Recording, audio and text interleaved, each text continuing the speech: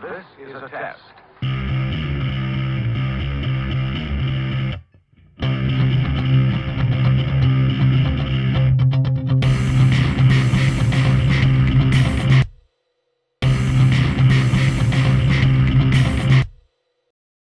Mostly known as the place where sand, surfing, beautiful views, and marinas all collide with each other, San Diego is now one of the world capitals of mixed martial arts, and Victory Gym is their crown jewel.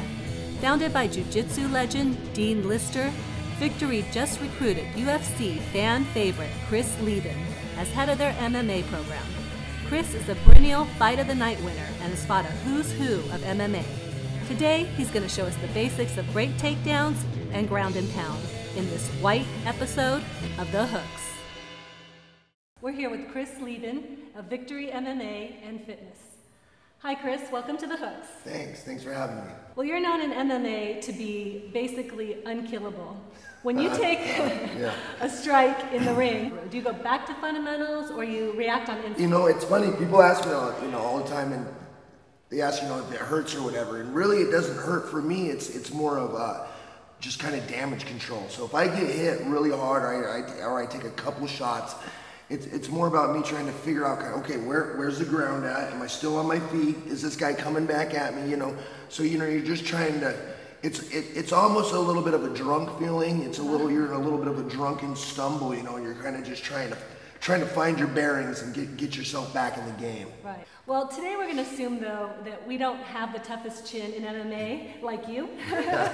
So if I wanted to get my opponent to the ground but take as minimal punishment as possible, what are some of the basics of a good takedown? Well, I think one of the biggest problems that I see, especially, at the amateur and lower level pro range is wrestlers. They work their striking and then they work their wrestling, and they really don't mix them well. So it's when we're standing up, we're striking. But when we're on the ground, we're wrestling. Or when I shoot my takedown, it's a traditional wrestling takedown. The sport, MMA, it's exactly what it says, mixed martial arts, So really you have to blend. Your striking sets up your takedowns, and your takedowns or takedown attempts set up your striking. And I think that's the key, is to really blend everything together, and it makes it work so much better. And so a lot of fighters use different ways to set up for the takedown. Some kind of back them up against the cage, some do a different striking combinations. What are some of your strategies to set up for a takedown? I'm definitely a fan of taking a guy down off the cage. Also, I'm a fan, especially if it's a wrestler versus a striker. There's nothing that he's more worried about than getting taken down. And he's thinking the whole time, defend the takedown. So in that case, I'm a huge fan of faking that takedown, putting in some shots, and then going back to that takedown. So you're kind of going low, high, low, and you're kind of throwing your hands in, faking the takedown, putting your hands back in, because that way you're really kind of confusing them and getting them off their game plan. Yeah, it makes it a little more unpredictable. So sometimes in this sport, you got to be a little bit of a used car salesman. You got to sell them something that's just not true. It's kind of what I'm saying. I don't know if that makes sense, but you got to get them to bite on something. And I think that in particular, with wrestlers, that's what they forget to do. They go straight to straight wrestling, and they don't sell them that, hey, I'm actually going to try to hit you. Right. Because as soon as you start threatening to hit them, they have to worry about that. Exactly. And if they don't worry about that, well, then go ahead and hit them, because they're not defending it. Yeah. So once you do your takedown, do you automatically go to striking, or are you looking for submissions at all? Well, you're not much again, because we're talking about when we're striking, we're talking about kickboxing. The takedown is wrestling, and then as soon as you hit the mat, now you're doing jiu-jitsu. Right. So for me, as soon as I hit the mat, again, I want to hide my jiu-jitsu. How am I going to hide what my plans are in jiu-jitsu to give them something else to think about? So I go right back to punching them in the face again. So once you do get them in the ground, what is your best position of control you like? Well, a lot of times, I'd say most of the time, takedown, you're going to end up in their guard.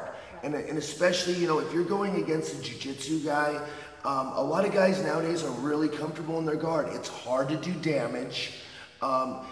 it's hard to get away from them, and also that's really where all their attacks are. If you go into a jiu-jitsu gym nowadays, most guys are going to spend the majority of their time training, submitting you from their back, from that guard position. So if you're a wrestler or a striker trying to beat a jiu-jitsu guy, the absolute worst place to hang out is in somebody's guard. That's where they're most dangerous. So in my case, I would say punch him in the face a couple times, get the hell out of there. Advance to either half guard or cross sides position, maybe switch over to mount, you know, something where you can have more dominant control. So in today's game, who do you think has a really good ground and pound and ground game? Well, you know, I was talking with some friends earlier, and kind of the guy that I like to emulate on the ground. He's not fighting anymore, but I've watched so much tape and studied the way that he works on the ground is Fedor.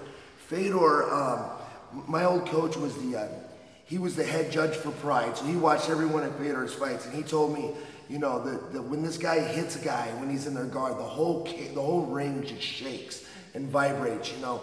So I really respect and appreciate the fact that, yeah, I'm in somebody's guard, but I'm still gonna make it work, and I'm still gonna do heavy damage. I'm not gonna land little teeny baby shots.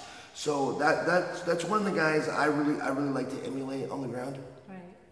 So today's cycle is about great takedowns and great ground and pound. We're gonna cover 1, a strike combo into a double leg takedown attempt. 2, coming off the takedown defense into uppercut hook combo. 3, recommitting to the takedown. 4, setting up your ground and pound in the guard. 5, great punches and elbows in the guard. And 6, using strikes to pass the guard into side movement.